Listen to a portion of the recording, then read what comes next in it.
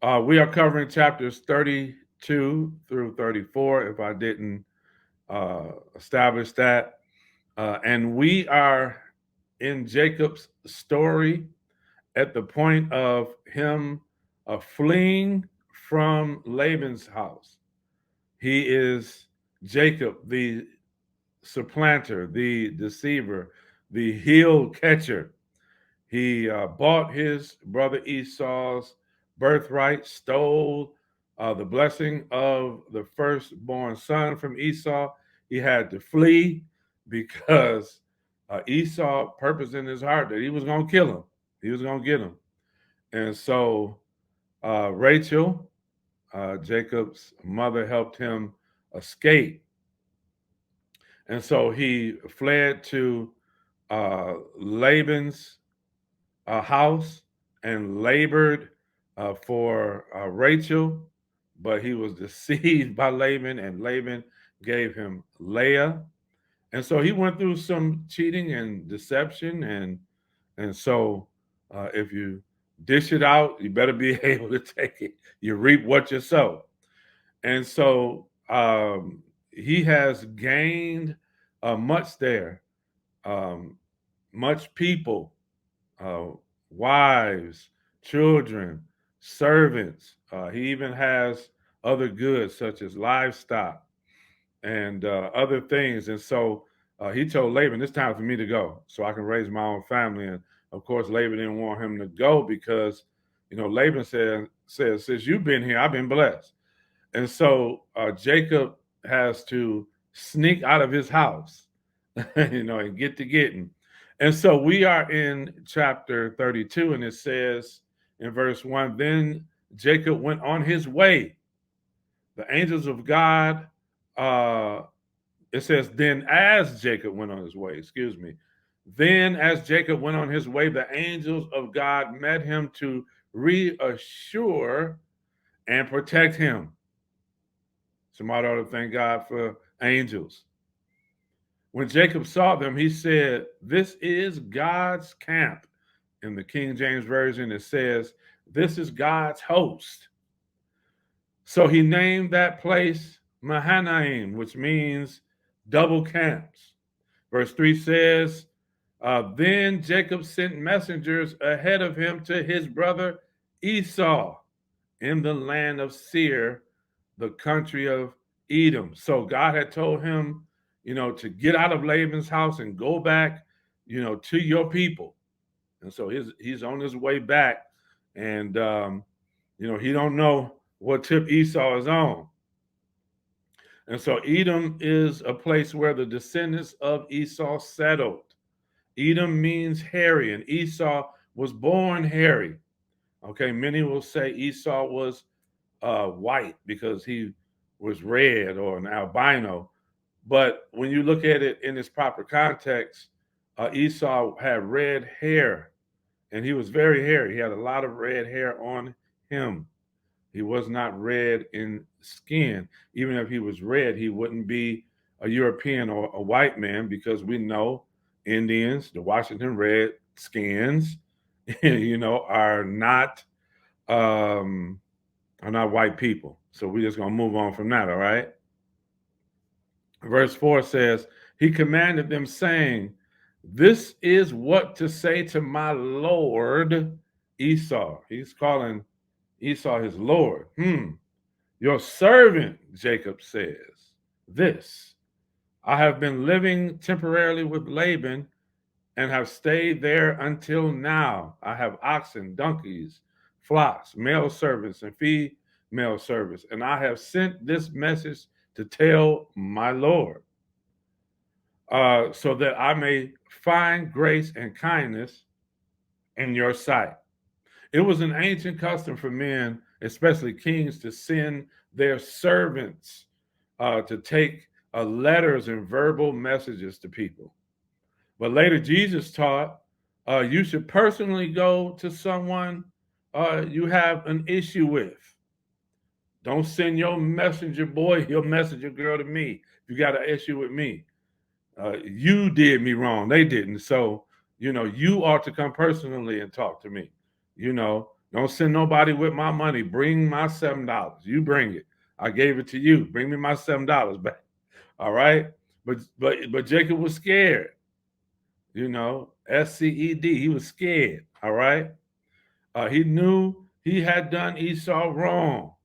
Okay, so he didn't want to face him. And notice he tells them to say, "Your servant Job says this to you." So he's laying it on thick, calling him my Lord and your servant. Okay. Uh, verse 6 says, the messengers returned to Jacob, saying, "We went to your brother Esau, and now he is coming to meet you. But there are 400 men with him." Okay. The ops is coming. All right. And he got 400 people with him. He got his goons with him. So Jacob probably thought. So Jacob was greatly afraid and distressed, and he divided the people who were with him and the flocks and herds and camels into two camps. And he said, if Esau comes to one camp and attacks it, then the other camp which is left will escape. So this boy, this boy know how to come up with some schemes, don't he? You know. So Jacob said, "What? How many men you say he got with him? Oh, he coming to get me for sure with 400 men with him. So I'm gonna be a coward, okay, and send a group of people to the front line for us, so in case they get attacked, we can get up out of here. We can escape." So that's a coward move if I've ever seen one. These people didn't steal nothing from Esau. You did. You know what I'm saying? Y'all go up there and see, uh, you know, uh, what tip he on. Y'all go up there and see what tip he on before before me and the rest of us go up there, okay? And so verse 9 says, Jacob said, "O God of my father Abraham and God of my father Isaac, the Lord who said to me, return to your country and your people." You told me to go home now. And I told you, if you take me home safely, I'll tithe. "And I will make you prosper.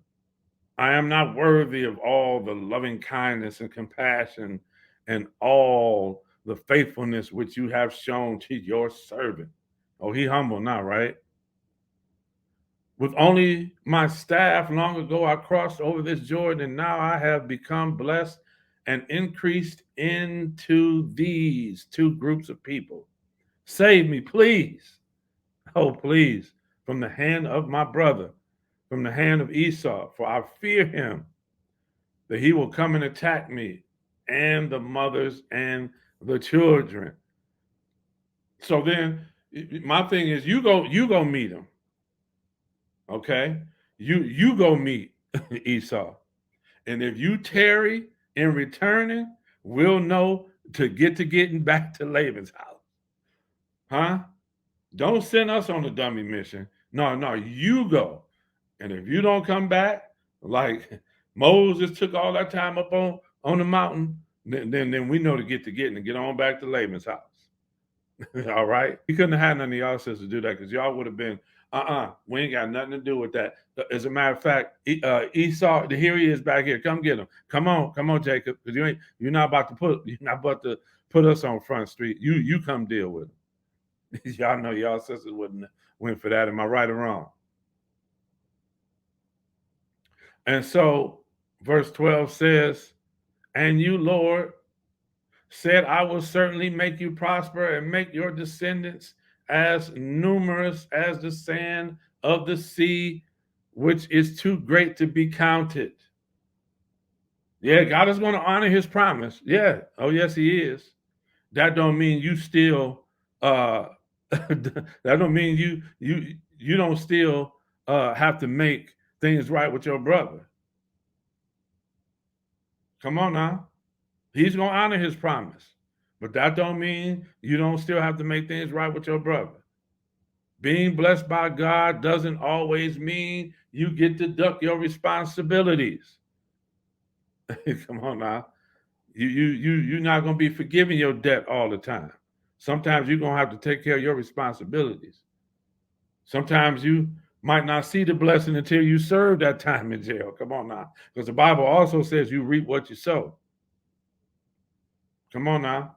I done scare somebody out of going to court tomorrow. Y'all go to court, man. So verse 13 says, so Jacob spent the night there. Man, he's so scared he done got sleepy.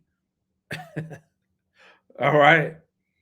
Then he selected a present for his brother Esau from the livestock he had acquired: 200 female goats, 20 male goats, 200 ewe lambs, 20 rams, 30 milking camels with their coats, 40 cows, 10 bulls, 20 female donkeys, and 10 donkey colts.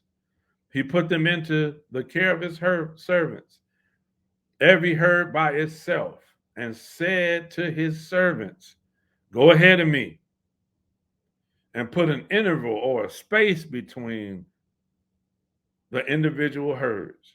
Then he commanded the one in front, saying, when Esau, my brother, meets you and asks to whom you belong and where you are going and whose are the animals in front of you, then you shall say, they are your servant Jacob's.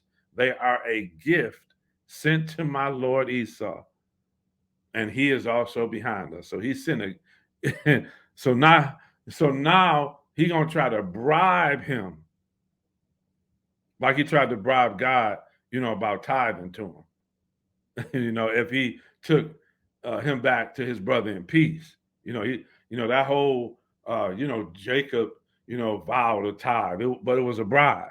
He also said if he took him home safely and blessed him and is going in and coming out, then you will be my God. So he ain't your God right now.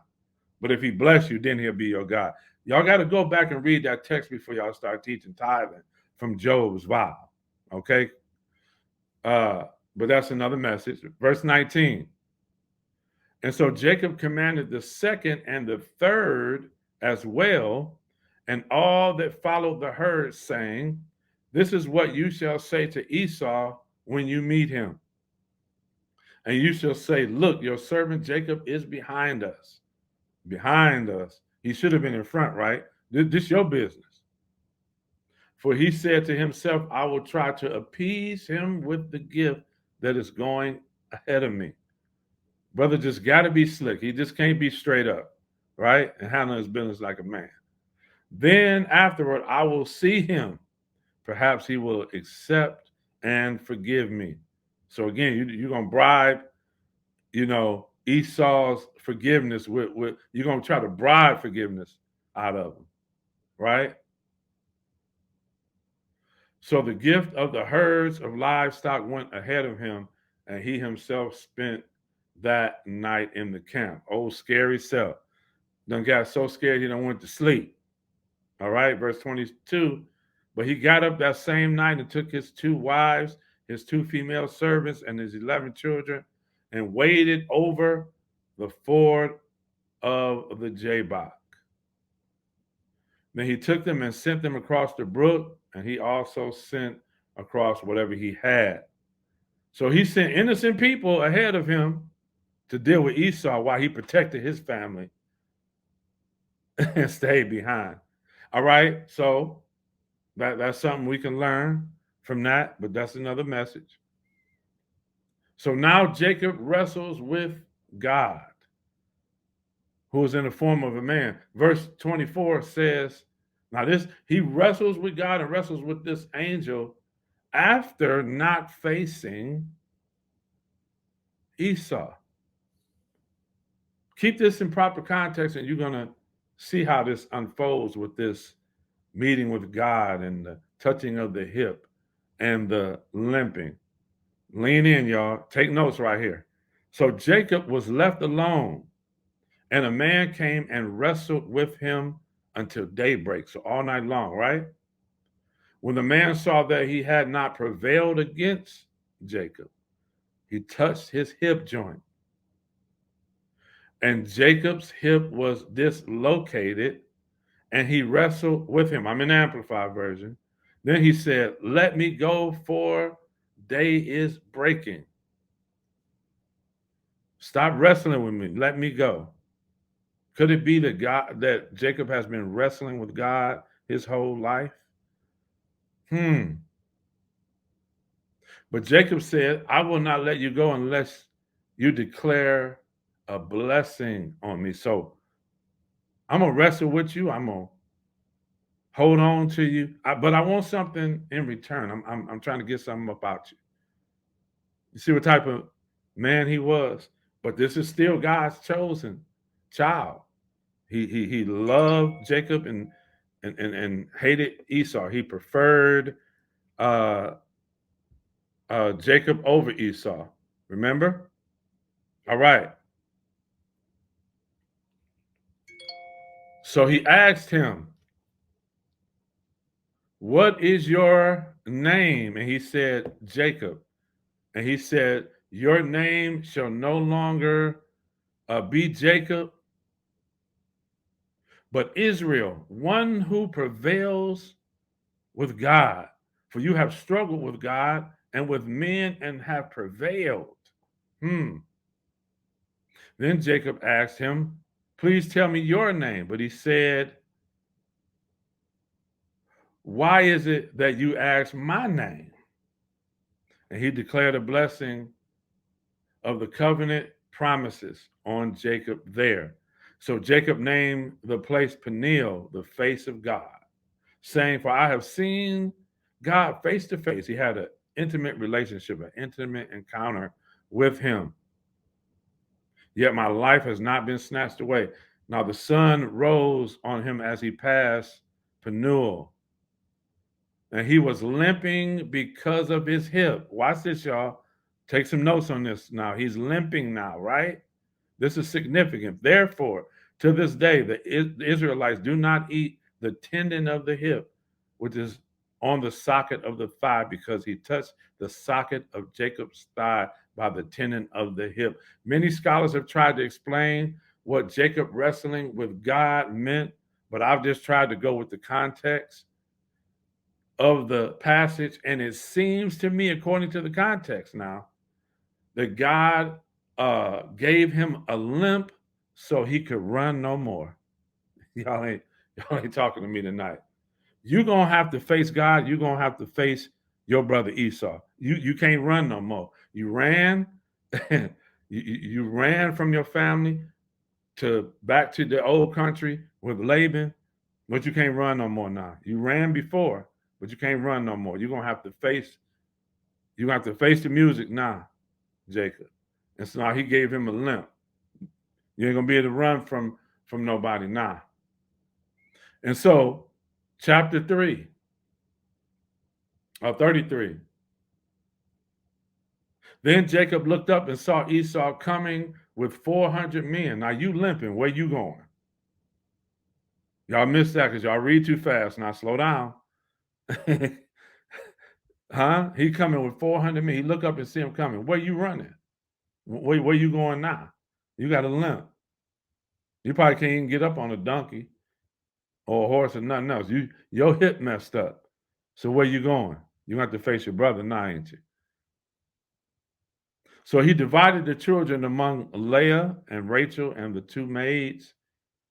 He put the maids and their children in front, Leah and her children after them, and Rachel and Joseph last of all. Then Jacob crossed over the stream ahead of them and bowed himself to the ground 7 times. So now he reverencing his brother.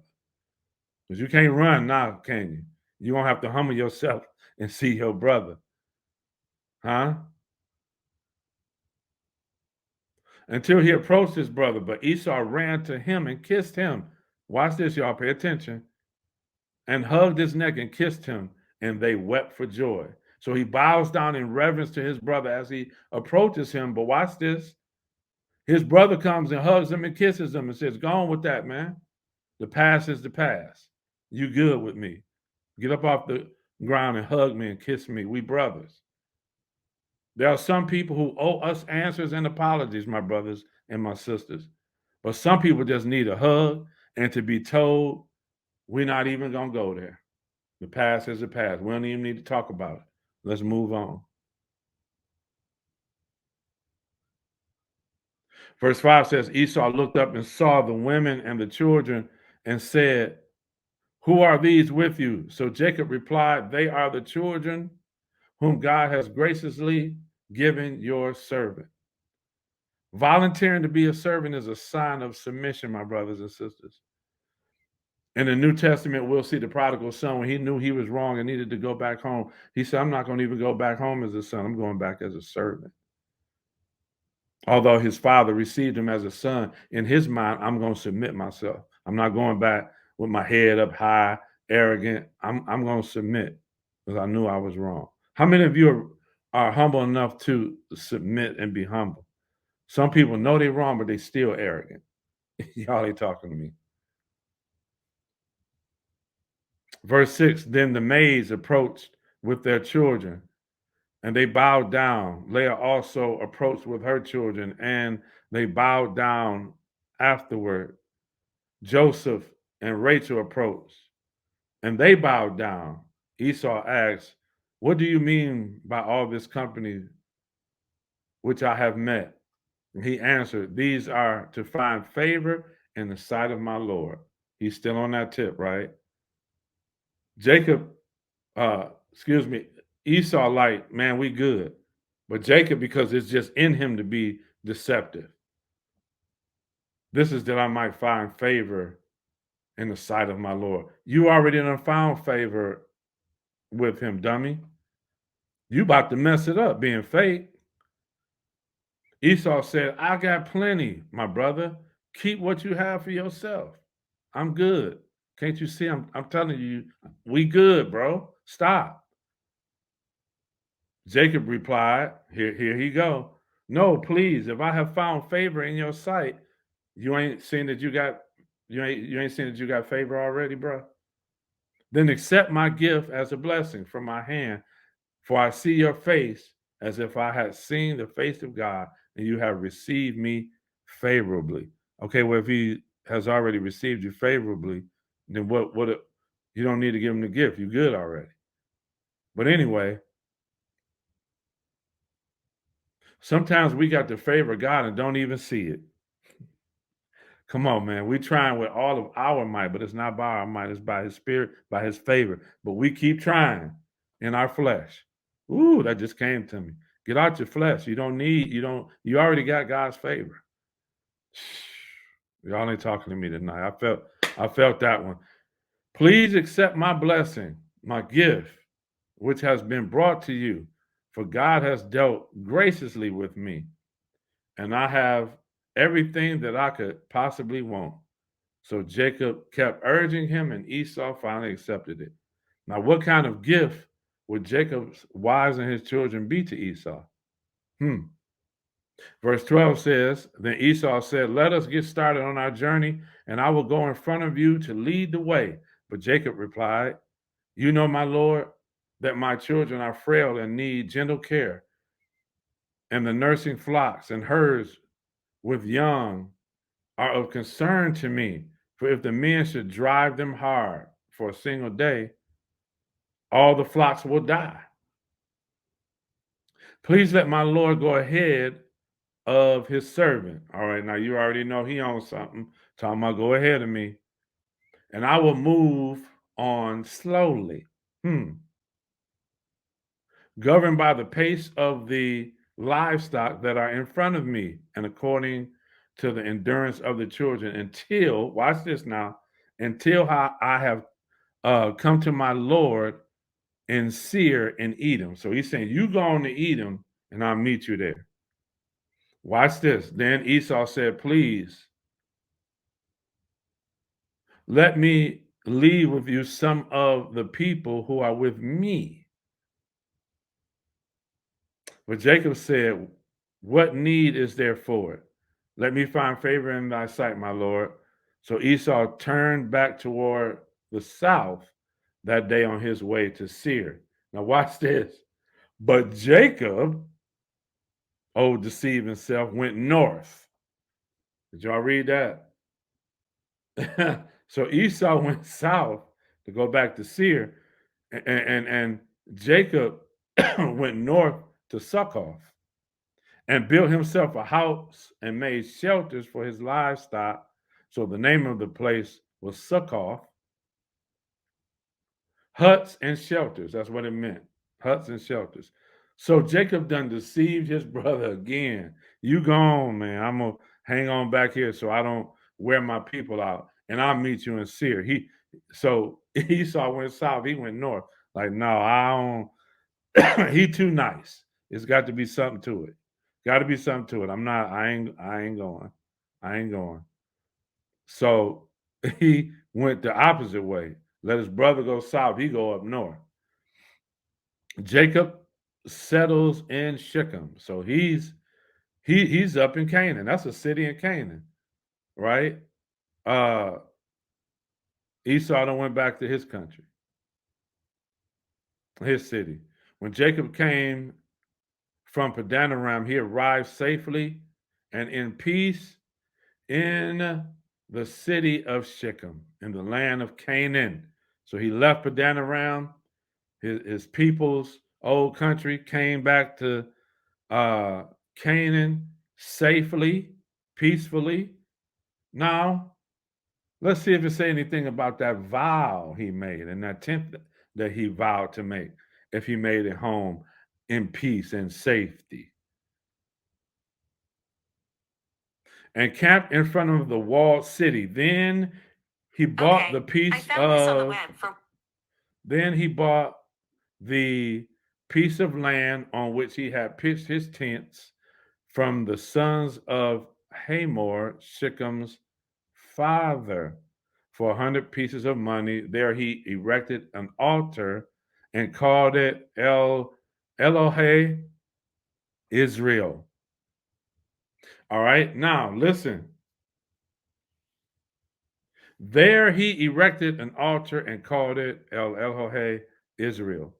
Notice in our past studies that anytime God spoke a blessing, anytime God gave a blessing, the men of God, Noah, Abraham, built an altar for worship. Okay? So we can assume that Jacob worshiped, but where is this 10th? Let's see if we ever see or read of this 10th he was supposed to give to the Lord if he arrived back uh, in his brother's house with his brother, family, all that, that he would make it back safely and in peace. Well, he did. Where's that tent? And so now let's go to chapter 34, and we're gonna wrap it up. I'm sorry, I didn't switch to chapter 33 on here. So I pray that you've been following along in your own Bible. All right. I have my Word document in the way it is. So we in chapter 34. It's on the screen. It's probably too small for you to read, but it just looked good being up there, all right? Now, Dinah, the daughter of Leah.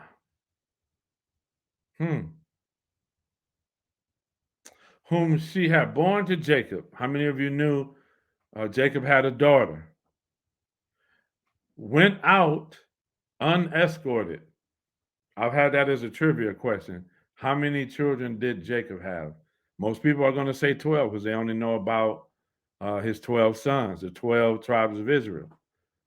But this is why we should read the scriptures in its entirety, because you find truths like this. He had a daughter named Dinah, and she went out unescorted by herself to visit the girls of the land. When Shechem, the son of Hamor, the Hivite, Prince Sheik of the land, saw her, he kidnapped her and lay intimately with her by force, humbling and offending her. All right, this is what the Amplified Version says, but I want to share something with y'all in a minute. But his soul longed for and clung to Dinah, daughter of Jacob, and he loved the girl and spoke comfortably to her young heart's wishes. Now, I want to let you know in ancient times when a man raped a woman, he did not fall in love with her. As a matter of fact, he despised her afterwards. Just want to give you some history on that. So Shechem said to his father, Hamor, get me this young woman as a wife. Now Jacob heard that Shechem had violated Dinah, his daughter, but his sons were in the field with his livestock. So Jacob said nothing until they came in. But Shechem's father, Hamor, went to Jacob to talk with him. Now, when Jacob's sons heard of it, they came in from the field. They were deeply grieved. And they were angry, for Shechem had done a disgraceful thing to Israel by lying with Jacob's daughter, for such a thing is not to be done.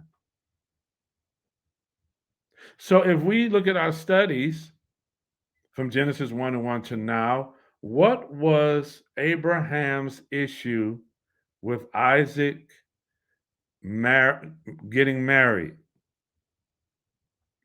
Abraham said, do not take a woman from this land. He told his servant to go and find a wife for Isaac where? Back among his people. What did Isaac say when he had Jacob and Esau? He said, when Esau took women of another land, what happened? They despised it. What did they say about Jacob? Send him back to my people. It will grieve us if he takes a woman of this land.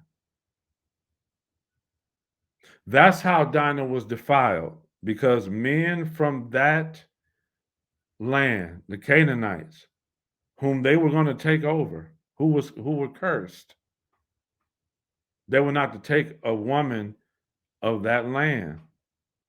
And so, of course, the other way around, a man was not to touch their daughters. It had nothing to do with her being raped. As a matter of fact, in the King James Version, it says nothing about kidnapping her or anything of the sort. It's read differently. But anyway, we can discuss that at a later date and time.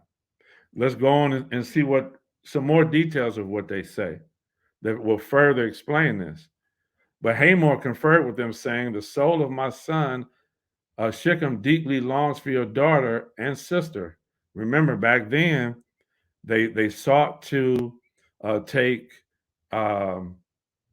virgin daughters, and if they raped a woman, they didn't turn around and want to marry them. They looked at a woman who was raped, forced, as I don't want to get too offensive, but they just didn't want them after that.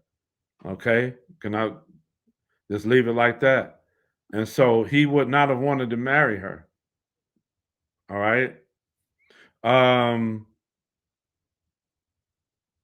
Jacob's sons answered Shechem and Hamor, his father, deceitfully. Watch this.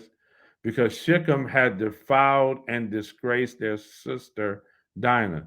They said to them, we cannot do this thing and give our sister in marriage to one who is not circumcised, because that would be a disgrace to us. Do y'all see what I'm talking about? That's why translators make mistakes sometimes. It was a whole issue of they are uncircumcised. They are not Israelites. They are not in the covenant of Abraham with us. They don't have no business taking our daughters, and we don't have no business taking theirs. That was the issue. But we will consent to you only on this condition, if you will become like us, and that every male among you consents to be circumcised. Then we will give our daughters to you in marriage. So they're saying you got to become like one of us. You got to be circumcised, become a part of the covenant of God, because that was a sign of the covenant given to Abraham, right? that you circumcise your males um, after they are born, 8 days after they are born, right? And we will take your daughters for ourselves. So notice they weren't doing it before, right? It was not, it was a disgrace. And we will live with you and become one people. But if you do not listen to us and refuse to be circumcised, then we will take our daughter Dinah and go. Their words seemed reasonable to Hamor and his son Shechem, and the young man did not hesitate to do the required thing, for he was delighted with Jacob's daughter. Now he was more respected and honored than all others in the household of his father. Then Hamor and Shechem, his son, came to the gate of their walled city, where the leading men would meet, and spoke with them of the city, saying, "These men are peaceful and friendly with us. So let them live in the land and do business in it, for the land is large enough for us and for them. Let us take their daughters for wives, and let us give them our daughters in marriage. But only on this condition will the men consent to our request that they live among us and become one people. Every male among us must be circumcised just as they are circumcised. Will not their cattle and possessions and all their animals be ours if we do this? Let's consent to do as they ask, and they will live here with us. And every Canaanite man who went out of the city gate listened and considered what Hamor and Shechem said, and every male who was a resident of that city was circumcised. Now, watch and see why they told them to be circumcised. Watch this. These these brothers, Dinah's brothers, were smart. They like, we're gonna get y'all. Now, the third day after the circumcision, when all the men were terribly sore and in pain, you already know what's about to happen, right? Two of Jacob's sons, Simeon and Levi, Dinah's full brothers, took their swords, boldly entered the city without anyone suspecting them of evil intent, and they killed every male. They killed Hamor and his son Shechem with the edge of the sword, and took Dinah out of Shechem's house where they were staying, and left. Then Jacob's other sons, came upon those who were killed and looted the town. So took away the spoils because their sister had been defiled and disgraced. They took the Canaanites' flocks and their herds and their donkeys and whatever was in the city in the field. They looted all their wealth and took captive their children and wives, even everything that was in the houses. Watch this. Then Jacob said to Simeon and Levi, "You have ruined me. Make me as a stench to the inhabitants of the land, the Canaanites and the Perizzites. My men are few in number, and the men of the land will band together against me and attack me. I shall be destroyed in my house, in my household." Watch this, y'all. But they said, should he be permitted to treat our sister as a prostitute? So, in the brother's eyes, she had been treated like a prostitute. What do prostitutes do? It wasn't about rape, my brothers and sisters. They felt like the men thought that they could take their sister and just give them money, like she was a prostitute. Y'all get that?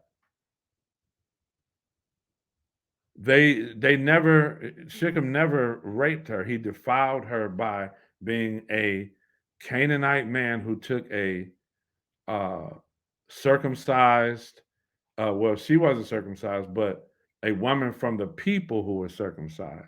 In the New Testament, you will see that there's the circumcision and the uncircumcision. All right, the circumcision The Jews were called the circumcision, and the uncircumcised were the non-Jews. All right. And so that's why Abraham told his servant, do not take a wife for Isaac from these people.